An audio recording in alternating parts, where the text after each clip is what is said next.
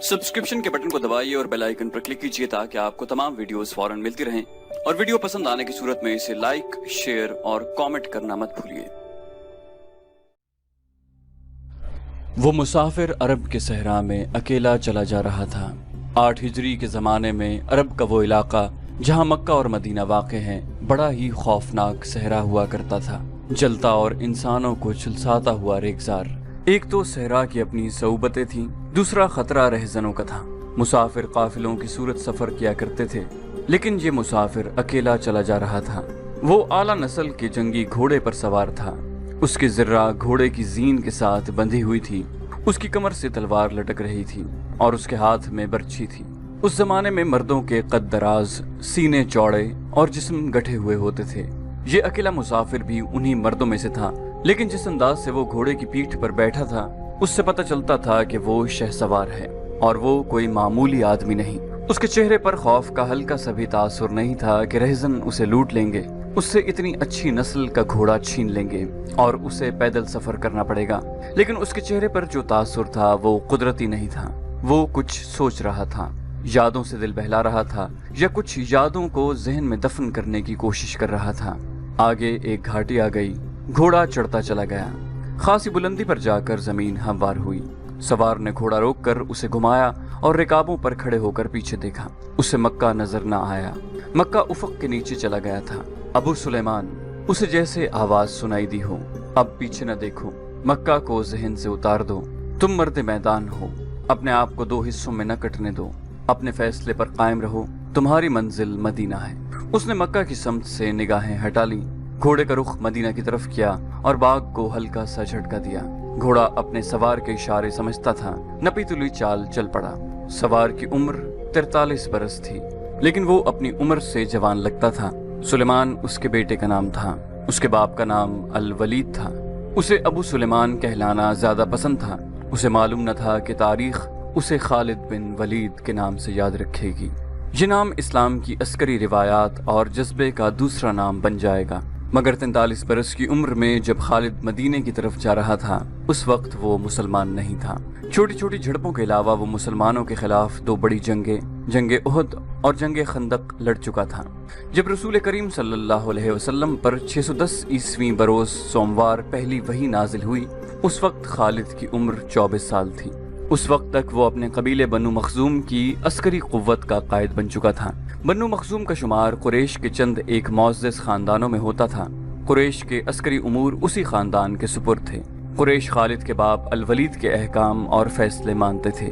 24 बरस की उम्र में यह हैसियत खालिद को भी हासिल हो गई थी, मगर इस हैसियत को ठुकरा कर खालिद अबू सुलेमान मदीने को जा रहा था। कभी वो महसूस करता जैसे उसकी जात से कोई कुव्वत उसे पीछे को घसीट रही हो। जब वो इस कुव्वत के असर को महसूस करता तो उसकी गर्दन पीछे को मुड़ जाती, लेकिन उसकी अपनी जात से एक आवाज उठती, आगे देख खालिद, तू वलीद का बेटा तो है, लेकिन वो मर गया है। अब तू सुलेमान का बाप है, वो जिंदा है। उसके जहन में 2 नाम अटक गए, मोहम्मद सल्लल्लाहु अलैहि वसल्लम जो एक नया दीन लेकर आए थे, और अल वलीद जो खालिद के बाप और मोहम्मद सल्लल्लाहु अलैहि वसल्लम और आपके नई दीन का बड़ा दुश्मन था। बाप ये दुश्मनी विरसे के तौर पर खालिद के हवाले करके दुनिया से उठ गया था। खालिद के घोड़े ने पानी की मुश्क पर अपने आप ही रुख बदल लिया था। खालिद ने उधर देखा, उसे गोल दायरे में खजूरों के दरख्त और सहरा के झाड़ी नुमा दरख्त नजर आए। घोड़ा उधर ही जा रहा था। नखलिस्तान में दाखिल होकर खालिद घोड़े से कूद गया। इमामा उतार कर वो पानी के किनारे 2 जानू हो गया। उसने पानी चुल्लू भर भर कर अपने सर पर डाला और 2-4 छींटे मुंह पर फेंके। उसका घोड़ा पानी पी रहा था। खालिद ने इस चश्मे से पानी पिया जो सिर्फ इंसानों के इस्तेमाल के लिए था। ये एक छोटा सा जंगल था। खालिद ने घोड़े की जीन उतारी और जीन के साथ बंधी हुई छोटी सी एक दर्री खोलकर झाड़ी नुमा दरख्तों के झुंड तले बिछाई और लेट गया। वो थक गया था, थोड़ी देर के लिए सो जाना चाहता था, मगर उसके जहन में यादों का जो काफिला चल पड़ा था वो उसे सोने नहीं दे रहा था। उसे 7 साल पहले का एक दिन याद आया जब उसके अजीजों ने मोहम्मद सल्लल्लाहु अलैहि वसल्लम को कत्ल करने का मंसूबा बनाया था। इस मंसूबे में खालिद का बाप अल वलीद पेश था। वो सितंबर 622 ईस्वी की एक रात थी। कुरैश ने रसूल खुदा सल्लल्लाहु अलैहि वसल्लम को सोते में कत्ल करने के लिए ऐसे आदमी चुने थे जो इंसान के रूप में वहशी और दरिंदे थे। खालिद कुरैश के सरकर्दा खानदान का जवान था। اس وقت اس کی عمر 27 سال تھی۔ وہ حضور اکرم صلی اللہ علیہ وسلم کے قتل کی سازش میں شریک تھا، لیکن وہ قتل کے لیے جانے والوں کے گروہ میں شامل نہیں تھا۔ اسے 7 سال پہلے کی وہ رات گزرے ہوئے کل کی طرح یاد تھی۔ وہ اس قتل پر بھی خوش تھا اور ناخوش بھی۔ خوش اس لیے کہ اس کے اپنے قبیلے کے ہی ایک آدمی نے اس کے مذہب کو جو بت پرستی تھی باطل کہہ دیا اور اپنے آپ کو خدا کا پیغمبر کہہ دیا۔ ایسے دشمن کے قتل پر خوش ہونا فطری بات تھی، اور وہ ناخوش اس لیے تھا کہ وہ اپنے دشمن کو للکار کر آمنے سامنے کی لڑائی لڑنے کے قائل تھا۔ اس نے سوئے ہوئے دشمن کو قتل کرنے کی کبھی سوچی ہی نہیں تھی۔ بہرحال اس نے اس سازش کی مخالفت نہیں کی، لیکن قتل کی رات جب قاتل رسول خدا کو مقررہ وقت پر قتل کرنے گئے تو آپ صلی اللہ علیہ وسلم کا مکان خالی تھا۔ وہاں گھر کا سامان بھی نہیں تھا، نہ آپ کا گھوڑا تھا اور نہ اونٹنی۔ قریش اس امید پر سوئے ہوئے تھے کہ صبح انہیں خوشخبری ملے گی کہ ان کے مذہب کو جھٹلانے اور انہیں اپنے نئے مذہب کی طرف بلانے والا قتل ہو گیا ہے، مگر صبح وہ ایک دوسرے کو مایوسی کے عالم میں دیکھ رہے تھے۔ پھر وہ سرگوشیوں میں ایک دوسرے سے پوچھنے لگے، محمد کہاں گیا؟ رسول خدا صلی اللہ علیہ وسلم قتل کے وقت سے بہت پہلے اپنے قتل کی سازش سے آگاہ ہو کر مدینے کو ہجرت کر گئے تھے۔ صبح تک آپ صلی اللہ علیہ وسلم بہت دور نکل گئے تھے۔ خالد کے ذہن سے یادیں پھوٹتی چلی آ رہی تھیں۔ ذہن پیچھے ہی پیچھے ہٹتے ہٹتے 16 برس دور جا نکلا۔ 613 عیسوی کی ایک شام رسول کریم صلی اللہ علیہ وسلم نے قریش کے چند ایک سرکردہ افراد کو اپنے ہاں کھانے پر مدعو کیا۔ کھانے کے بعد رسول کریم صلی اللہ علیہ وسلم نے اپنے مہمانوں سے کہا، اے بنی عبد المطلب، میں تمہارے سامنے جو تحفہ پیش کرنے لگا ہوں وہ عرب کا کوئی اور شخص پیش نہیں کر سکتا، اس لیے کہ اللہ نے مجھے منتخب کیا ہے۔ مجھے اللہ نے حکم دیا ہے کہ تمہیں ایک ایسے مذہب کی طرف بلاؤں جو تمہاری دنیا کے ساتھ تمہاری عاقبت بھی آسودہ اور مسرور کر دے گا۔ اس طرح رسول خدا نے پہلی وحی کے نزول کے 3 سال بعد اپنے قریبی عزیزوں کو اسلام قبول کرنے کی دعوت دی۔ خالد اس محفل میں نہیں تھا، اس کا باپ مدعو تھا۔ اس نے خالد کو مذاق اڑانے کے انداز میں بتایا تھا کہ عبد المطلب کے پوتے محمد صلی اللہ علیہ وسلم نے کہا ہے کہ وہ اللہ کا بھیجا ہوا نبی ہے۔ ہم جانتے ہیں کہ عبد المطلب قریش کا ایک سردار تھا۔ الولید نے اپنے بیٹے سے کہا، بے شک محمد کا خاندان اعلیٰ حیثیت رکھتا ہے، لیکن نبوت کا دعویٰ اس خاندان کا کوئی فرد کیوں کرے؟ اللہ کی قسم اور حبل اور عزا کی، میرے خاندان کا رتبہ کسی سے کم نہیں۔ کیا نبوت کا دعویٰ کر کے کوئی ہم سے اونچا ہو سکتا ہے؟ خالد نے پوچھا، آپ نے اسے کیا کہا؟ پہلے تو ہم چپ ہو گئے، پھر ہم سب ہنس پڑے۔ الولید نے کہا، لیکن محمد کے چچا زاد بھائی علی نے محمد کی نبوت کو قبول کر لیا ہے۔ خالد اپنے باپ کی طنزیہ ہنسی کو بھولا نہیں تھا۔ خالد کو 629 عیسوی کے ایک روز مکہ اور مدینہ کے راستے میں ایک نخلستان میں لیٹے ہوئے وہ وقت یاد آ رہا تھا۔ رسول اللہ صلی اللہ علیہ وسلم جن کی نبوت کو قریش کے سردار قبول نہیں کر رہے تھے، اس نبوت کو لوگ قبول کرتے چلے جا رہے تھے۔ ان میں اکثریت نوجوانوں کی تھی، بعض مفلس لوگوں نے بھی اسلام قبول کر لیا۔ اس سے نبی کریم صلی اللہ علیہ وسلم کے حوصلے میں جان آ گئی اور آپ صلی اللہ علیہ وسلم نے اسلام کی تبلیغ تیز کر دی۔ آپ بت پرستی کے خلاف تھے۔ مسلمان ان 360 بتوں کے خلاف تھے جو کعبہ کے اندر اور باہر رکھے ہوئے تھے۔ طلوع اسلام سے پہلے عرب ایک خدا کو مانتے تھے اور پوجتے ان بتوں کو تھے۔ انہیں وہ دیویاں اور دیوتا کہتے اور انہیں اللہ کے بیٹے اور بیٹیاں مانتے تھے۔ وہ ہر بات میں اللہ کی قسم کھاتے تھے۔ قریش نے دیکھا کہ محمد صلی اللہ علیہ وآلہ وسلم کے جس دین کا انہوں نے مذاق اڑایا تھا وہ مقبول ہوتا جا رہا تھا، تو انہوں نے آپ صلی اللہ علیہ وسلم کی تبلیغی سرگرمیوں کے خلاف محاذ بنا لیا اور مسلمانوں کا جینا حرام کر دیا۔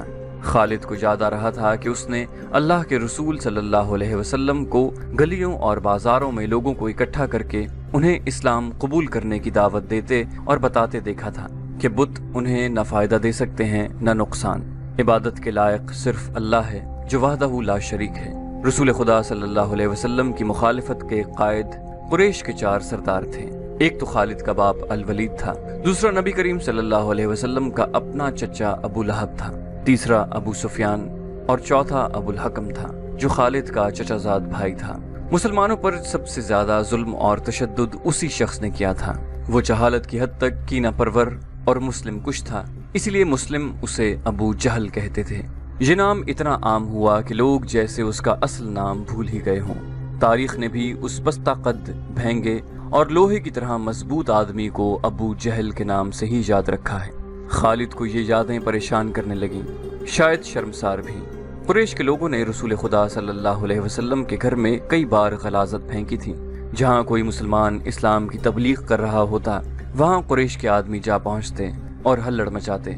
बद इखलाक और धुतकारे हुए आदमियों को रसूल खुदा सल्लल्लाहु अलैहि वसल्लम को परेशान करते रहने के काम पर लगा दिया गया था। खालिद को ये इत्मीनान जरूर था कि उसके बाप ने मोहम्मद सल्लल्लाहु अलैहि वसल्लम के खिलाफ ऐसी कोई घटिया हरकत नहीं की थी। वो 2 मरतबा कुरैश के 3-4 सरदारों को साथ लेकर रसूल खुदा के चचा अबू तालिब के पास ये कहने गया था कि वो अपने भतीजे को बुतों की तौहीन और नबूवत के दावे से रोके, वरना वो किसी के हाथों कत्ल हो जाएगा। अबू तालिब ने उन लोगों को दोनों मरतबा टाल दिया। खालिद को अपने बाप की बहुत बड़ी कुर्बानी याद आई। अम्मारा खालिद का भाई था। वो खास तौर पर खूबसूरत नौजवान था। वो ज़हीन था और उसमें बांकपन था।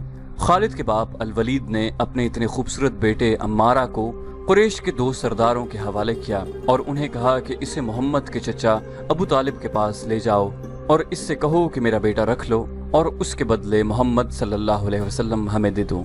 खालिद अपने बाप के इस फैसले पर कांप उठा था और जब उसका भाई अम्मारा दोनों सरदारों के साथ चला गया तो खालिद तन्हाई में जाकर रोया। सरदारों ने अम्मारा को रसूल करीम के चचा के आगे करके कहा, अबू तालिब, इसे तुम जानते हो, ये अम्मारा बिन अल वलीद है। तुम ये भी जानते हो कि बनु हाशिम ने, जिसके तुम सरदार हो, अभी तक इस जैसा सजीला और अक्लमंद जवान पैदा नहीं किया। ये हम हमेशा के लिए तुम्हारे हवाले करने आए हैं। इसे अपना बेटा बनाकर रखो, ये तमाम उम्र तुम्हारा फर्माबरदार रहेगा और अगर इसे अपना गुलाम बना लोगे तो कसम है अल्लाह की, तुम पर अपनी जान भी कुर्बान कर देगा। मगर तुम इसे मेरे हवाले क्यों कर रहे हो? अबू तालिब ने पूछा, क्या बनु मखजूम की माओं ने अपने बेटों को नीलाम करना शुरू कर दिया है? कहो इसकी कितनी कीमत चाहते हो, इसके इवज हमें अपना भतीजा मोहम्मद दे दो। कुरैश के एक सरदार ने कहा, तुम्हारा ये भतीजा तुम्हारी रुसवाई का बायस बन गया है।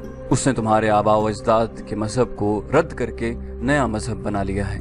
क्या तुम देख नहीं रहे कि तुमने इस कबीले में आदमी को आदमी का दुश्मन बना दिया है? तुम मेरे भतीजे को ले जाकर क्या करोगे? कत्ल।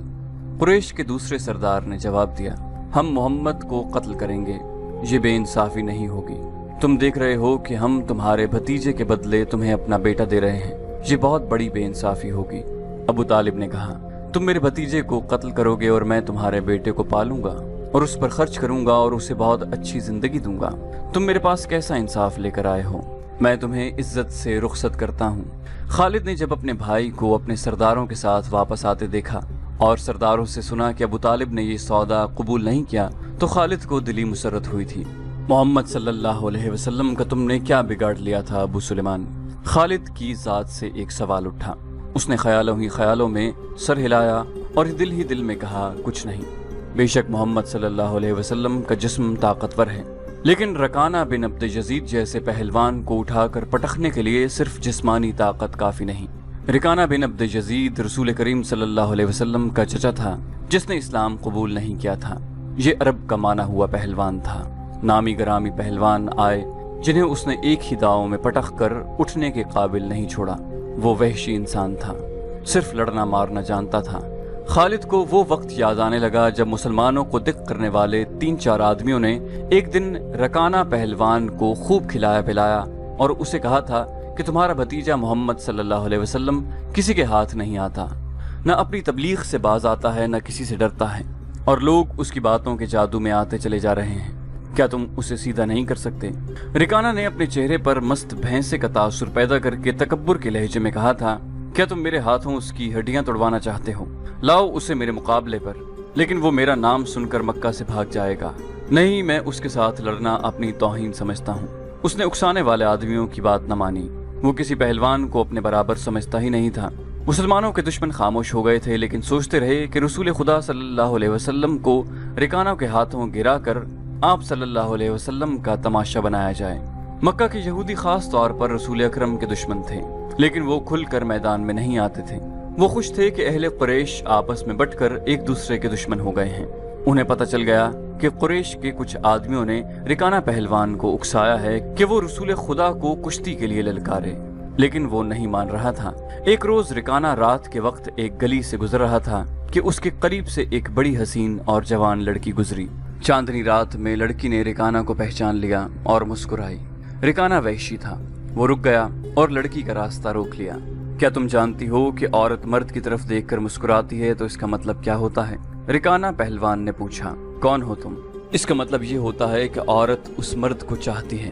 اس جوان لڑکی نے جواب دیا، میں سبت بنت ارمن ہوں۔ اوہ، ارمن یہودی کی بیٹی، رکانہ نے کہا اور لڑکی کے کندھوں پر ہاتھ رکھ کر اسے اپنے قریب کر کے بولا، کیا میرا جسم تجھے اتنا اچھا لگتا ہے اور کیا میری طاقت؟ سبت نے پیچھے ہٹتے ہوئے کہا، تمہاری طاقت نے مجھے مایوس کر دیا ہے، تم اپنے بھتیجے سے ڈر گئے ہو۔ رکانہ نے گرج کر پوچھا، کون کہتا ہے؟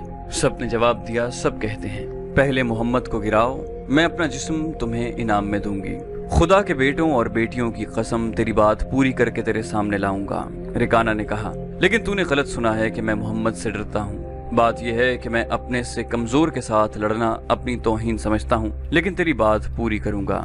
مشہور مورخ ابن حشام نے لکھا ہے کہ رسول کریم صلی اللہ علیہ وآلہ وسلم نے خود رکانہ پہلوان کو کشتی کے لیے للکارا تھا، لیکن دوسرے مورخ ابن الاسیر نے جو شہادت پیش کی ہے وہ صحیح ہے کہ رکانہ نے محمد صلی اللہ علیہ وسلم کو کشتی کے لیے للکارا اور اس نے کہا تھا، میرے بھائی کے بیٹے، تم بڑے دل اور بڑی جرت والے آدمی ہو۔ میں یہ بھی جانتا ہوں کہ تم جھوٹ بولنے سے نفرت کرتے ہو، لیکن مرد کی جرت اور صداقت کا پتہ اکھاڑے میں چلتا ہے۔ آؤ میرے مقابلے میں اکھاڑے میں اترو، اگر مجھے گرا لو تو میں تمہیں اللہ کا بھیجا ہوا نبی مان لوں گا، اللہ کی قسم تمہارا مذہب قبول کر لوں گا، لیکن یہ ایک بھتیجے اور چچا کی کشتی نہیں ہوگی۔ رسول خدا صلی اللہ علیہ وسلم نے رکانہ کی للکار کے جواب میں کہا، ایک بت پرست اور سچے دین کے ایک پیغمبر کی لڑائی ہوگی، تو ہار گیا تو اپنا وعدہ نہ بھولنا۔ مکہ میں یہ خبر صحرا کی آندھی کی طرح پھیل گئی کہ رکانہ پہلوان اور محمد صلی اللہ علیہ وسلم کی کشتی ہوگی اور جو ہار جائے گا وہ جیتنے والے کا مذہب قبول کر لے گا۔ قریش کا بچہ بچہ، مرد و زن اور یہودی ہجوم کر کے آ گئے۔ مسلمانوں کی تعداد بہت تھوڑی تھی، وہ تلواروں اور برچھیوں سے مسلح ہو کر آئے، کیونکہ انہیں خطرہ محسوس ہو رہا تھا کہ قریش کشتی کو بہانہ بنا کر رسول خدا صلی اللہ علیہ وسلم کو قتل کر دیں گے۔ عرب کا سب سے زیادہ طاقتور اور وحشی پہلوان رکانہ بن عبد یزید رسول کریم صلی اللہ علیہ وسلم کے مقابلے پر اترا۔ اس نے رسول خدا پر تنزیہ نظر ڈالی اور آپ صلی اللہ علیہ وسلم پر پھپتی کسی۔ آپ صلی اللہ علیہ وسلم مکمل خاموشی اور اطمینان سے رکانہ کی آنکھوں میں آنکھیں ڈال کر دیکھتے رہے کہ وہ بے خبری میں کچھ داؤ نہ کھیل جائے۔ رکانہ آپ کے ارد گرد یوں گھوما جیسے شیر اپنے شکار کے ارد گرد گھوم گیا ہو اور اب اسے کھا جائے گا۔ ہجوم رسول اکرم صلی اللہ علیہ وسلم کا مذاق اڑا رہا تھا۔ مسلمان خاموش تھے، وہ دل ہی دل میں اللہ کو یاد کر رہے تھے۔ انہوں نے اپنی تلوار کے دستوں پر ہاتھ رکھے ہوئے تھے، پھر نہ جانے کیا ہوا۔ رسول اکرم صلی اللہ علیہ وسلم نے کیا داؤ کھیلا۔ ابن الاسیر کہتا ہے کہ آپ صلی اللہ علیہ وسلم نے رکانہ کو اٹھا کر زمین پر پٹخ دیا۔ رکانہ زخمی شیر کی طرح اٹھا اور غرا کر آپ صلی اللہ علیہ وسلم پر حملہ آور ہوا۔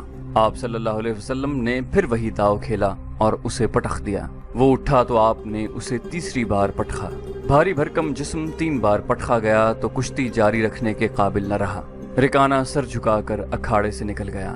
ہجوم پر سناٹا طاری ہو گیا اور مسلمان ننگی تلواریں اور برچھیاں ہوا میں لہرا لہرا اور اچھال اچھال کر نعرے لگا رہے تھے۔ رسول اللہ صلی اللہ علیہ وسلم نے للکار کر کہا، چچا رکانہ، اپنا وعدہ پورا کر اور یہی اعلان کر کہ آج سے تو مسلمان ہے۔ رکانہ نے قبول اسلام سے صاف انکار کر دیا تھا۔ خالد نے نخلستان میں لیٹے لیٹے اپنے آپ سے کہا، یہ طاقت جسمانی نہیں تھی۔ رکانہ کو یوں 3 بار پٹخنا تو دور کی بات ہے، اسے کوئی پچھاڑ بھی نہیں سکتا تھا۔ رسول اکرم صلی اللہ علیہ وسلم کا تصور خالد کے ذہن میں نکھر آیا۔ وہ آپ صلی اللہ علیہ وسلم کو اچھی طرح سے جانتا تھا، لیکن اب وہ محسوس کر رہا تھا جیسے وہ محمد صلی اللہ علیہ وسلم کوئی اور تھے جنہیں وہ بچپن سے جانتا تھا۔ اس کے بعد آپ صلی اللہ علیہ وسلم نے جو رخ اختیار کیا تھا اس میں خالد آپ صلی اللہ علیہ وسلم کو نہیں پہچانتا تھا۔ نبوت کے دعوے کے بعد خالد کی آپ صلی اللہ علیہ وسلم کے ساتھ بول چال بند ہو گئی تھی۔ وہ آپ کے ساتھ 2 ہاتھ کرنا چاہتا تھا، لیکن وہ رکانہ کی طرح پہلوان نہیں تھا۔ وہ میدان جنگ میں لڑنے والا اور لڑنے والوں کی قیادت کرنے والا جنگجو تھا، لیکن اس وقت مسلمان فوج کی صورت میں لڑنے کے قابل نہیں تھے۔ سبسکرپشن کے بٹن کو دبائیے اور بیل آئیکن پر کلک کیجیے تاکہ آپ کو تمام ویڈیوز فوراً ملتی رہیں، اور ویڈیو پسند آنے کی صورت میں اسے لائک، شیئر اور کامنٹ کرنا مت بھولیے۔